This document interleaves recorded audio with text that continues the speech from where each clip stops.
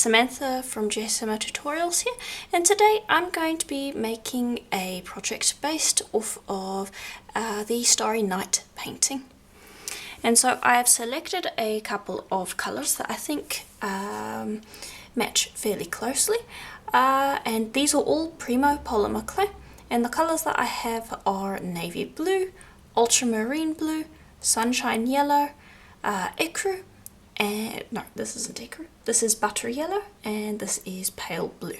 And I'm using Primo Polymer clay. Feel free to use whichever brand of polymer clay you want. And all I'm going to do is I'm going to take those colours and I'm just going to smoosh them together just to form it into one piece. And then I am going to chop that into tiny little pieces so that I start creating a pixel-like effect. So they're all kind of blend together.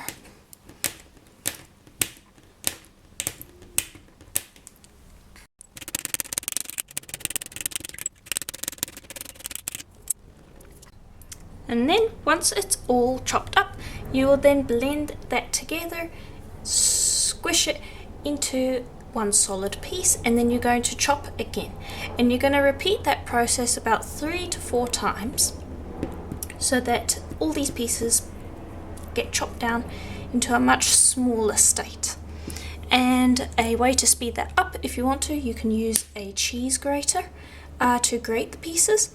That also will work quite well, but I like to hand chop it as well because it gives me a little bit more control over how small the pieces are and how it's all mixing together.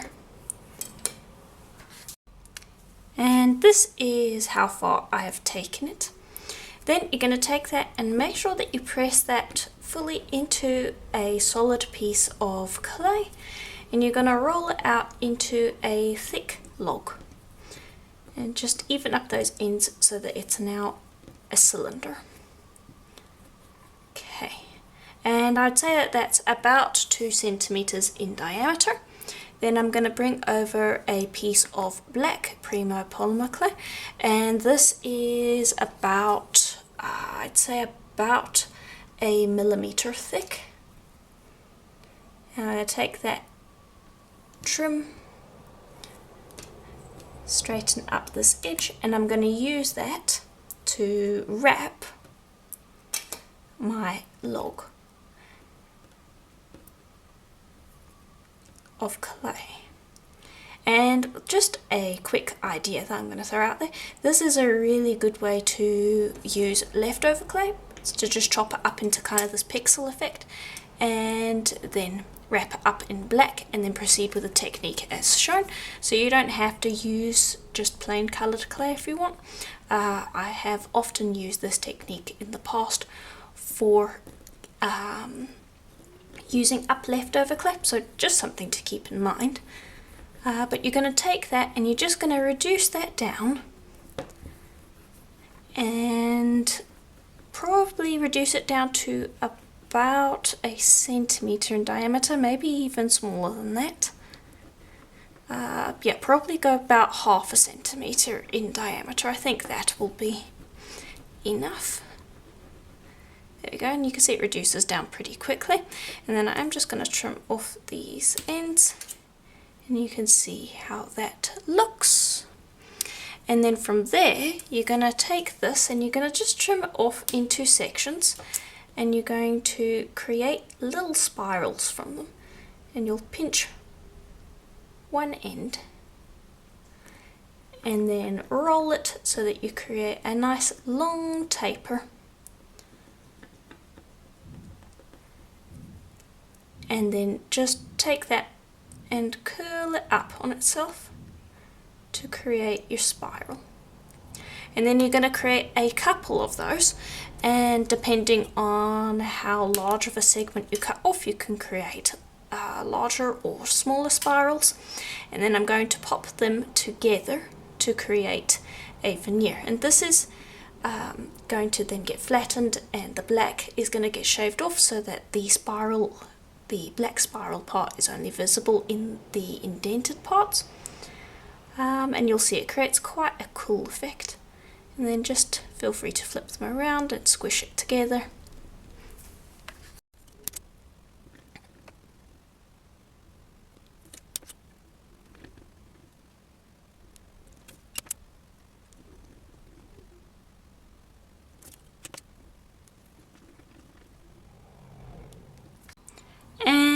how it should look once you've finished up. Then you're just going to grab a piece of paper and just give your piece a burnish, and this is just going to stick everything together and flatten it out. And you don't actually need to do this too much. I like using a piece of paper to begin with, just to kind of get that started, and then you're going to use a roller to finish it off. And just remember to roll in multiple directions, because I wouldn't mind the pattern stretching out a little bit, and I want to thin it out a bit as well because it's a bit thick at the moment.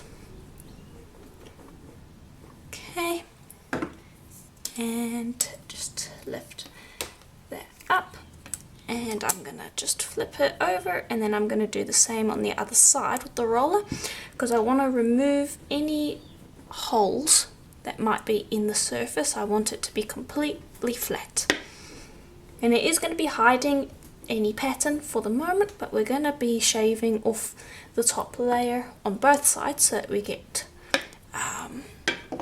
earrings that can be reversed. There, that's how it should look, just about. And you can actually see the spirals to a degree even through the black. And then I'm just going to place that down and smooth it, and I will use the piece of paper again just to stick it down onto my tile so that I can shave it. And then you're going to grab a nice thin flexible tissue blade, and you're going to use that to shave the surface off. And that's how it should look. Also save these pieces, because you basically have twice as much if you do that. Just place that onto a piece of paper, and that is the Starry Night technique, and I am using these colours, but you can use any colours you want. And as I said before, great for leftover clay, so definitely consider that. And just keep these leftover pieces, because you can then use those for a number of different things so that you double up the amount that you have. The little pieces I wouldn't worry about too much. But yeah, let me know in the comments if you've tried this before and what do you think. If you haven't tried it, will you try it after seeing this? Yeah. So keep in mind you can make the pattern more compact if you wanted to by making the spiral smaller, or you could make it a little bit wider by making the spirals bigger. You can also chop the clay less, and then you'll get less of a pixelated effect, so you can play around with the effect and get it to your liking. But there we go, that's how it looks. And I'm just going to flip this over, and I am going to shave the other side so that everything is double-sided. Okay, and I've got a piece of black now rolled out as well. This is about 1 millimeter thick, and this piece I have then gone and burnished it on a piece of paper again as well. And what I'm going to do is I'm going to be doing a two-sided earring, and for that I'm going to be applying some of these little pieces that I've got here to the black, and then I'm going to be texturing it, but I'm going to do that later. So I'll just apply that straight on like that. Let's see, this one looks nice, and then I'm going to apply that on the other side, leaving a fair amount of space in between, and then I am going to burnish that again until it is completely flat. And when you're done, it should be completely blended in. And then from there, I am actually going to cut it in two. I'm going to bring over the cutters that I'm going to be using, and I'm going to be using them roughly like so. And I'm going to trim away the extra clay so that I get it in the right spot later when it does come down to cutting it, and also so that I can flip it over, because this I'm going to be doming and making a hollow piece from it. So I would advise trimming around your shapes so you can get it as close to what you want later.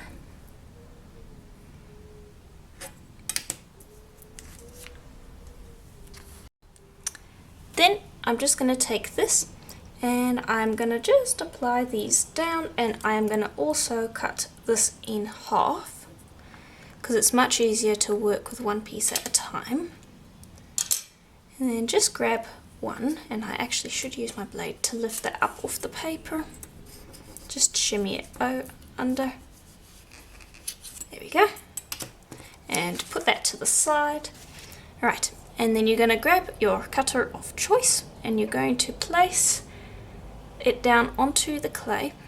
And it is quite important that your clay is soft for this, because what I'm going to do is I'm going to be doming it by just pressing it into the cutter so that I get kind of a foothold, and then I'm going to just use my finger to smooth around the edges, gently caving the clay inwards. And I'll flip this over in just a moment to show you what I am trying to achieve. You can see there how that is starting to look, and just continue gently stretching the clay to continue creating that domed effect. And you can go for as long or as little as you want, but I like the more dramatic domed effect, so I will go for quite a bit, just stretching and moving it around. Then once you're happy with that, bring one of your pieces back over and make sure you flip it over so that the pattern is facing down. And actually what I'll do is I am going to do that. Face it down and then place this over the top.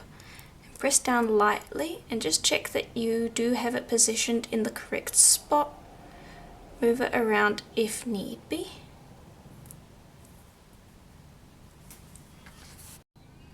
And then once you're certain that you've got it sitting in the correct spot, you're then going to take that and you're going to press down, pinching the edges of the piece down, and you're going to trap the air inside your earring.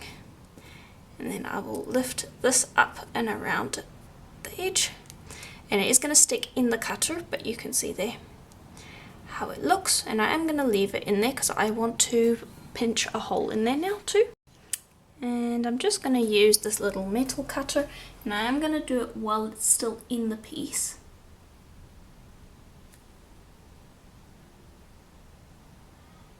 And just cut down. And I like to give it a little spin just to loosen it, and then move that out of the piece, and then that's scrap. And then you should be able to very gently work this out of the cutter, and it should come right out like so. Then just smooth along the edges, and just be careful because there is a lot of air in here, and so it's very delicate. So you don't want to fuss with it too much. And you just want to place that down on the piece of paper and then create the next one. And there are the two pieces. These are now going to go into the oven for 40 minutes at Primo's recommended temperature, and that should bake it. And this should stay puffed up the entire time. I'm just bringing this down a little because this one's not quite as puffed as that one. But yeah, these will bake. They should stay completely domed. I would also recommend baking it on a piece of printing paper because then the backs will maintain a nice matte finish, which will reduce the amount of sanding that needs to get done after they've hardened up and cured. But yeah, pop them in and we'll see how they turn out when they're done. Alright, and here is how they look once they're out of the oven. And I've given them a very quick brush over with a 800 grit sandpaper just to smooth out any bumps that are on the surface. but overall they're pretty clean straight out of the oven. And I'm going to be varnishing these with some Varathane water-based gloss varnish. And the only reason I'm varnishing them is because I want them to have a shiny finish. You don't need to varnish these because there isn't anything on the surface that needs to be sealed in. So if you prefer the matte finish, then you can absolutely just keep that and skip the varnishing step. You could also use a UV resin. Just keep in mind that you would need to work fairly quickly because this is a domed surface, and you would need to get that under a UV light really quickly. And that is why I prefer to go with the Varathane gloss varnish, just because there's less of a rush and it still gives a pretty good glossy finish. And I'm just going to pop this first layer on, give it about 15 to 30 minutes to dry, and then I will apply another layer to give it a nice glossy finish, because this will give a semi-gloss finish. Then once I am done with the top and that's completely dried in 2 coats, then I will flip it over and I will do the same to the back. And it is going to be a little bit because you're going to have to give each coat some drying time, but the result is definitely worth it. It's also safer than the resin in that if you do happen to mess it up, you can always just very easily sand off the Varathane. So definitely would recommend using the varnish instead of the resin in this specific case. But yeah, give it some time to dry, apply a couple of coats and you should be finished. And here is how it should look once that varnish has dried. You can see that it's given it a nice glossy finish, and I actually only needed to do 1 coat on each side for it to have a nice glossy finish, so that's quite nice. But yeah, that's how the Varathane ends up looking. Now I'm going to just assemble it, and for that I'm going to be using some black faux suede, a cord end, a ear wire and a brass spacer bead. And I'm just going to take this and I'm just going to do a nice simple loop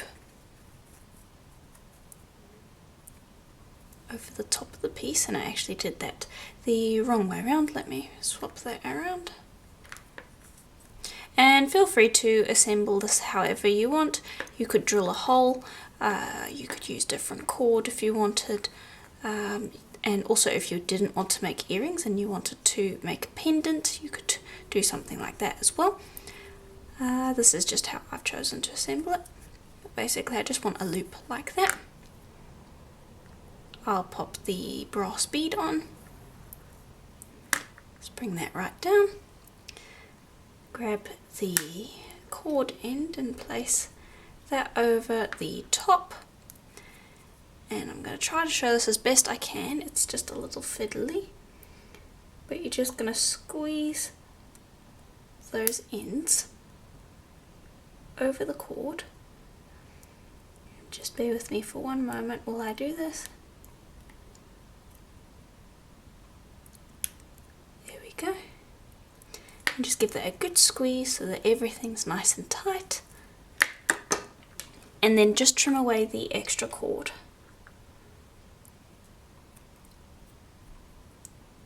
There we go. And just tidy it up because there will probably be little threads still around there. There we go.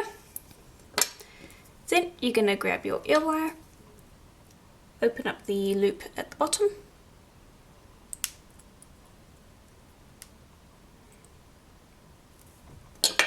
and attach that to the loop in the cord end, and then close it up. Nice and easy. And there is the earring, and I have of course done the other one as well, and that's how it looks.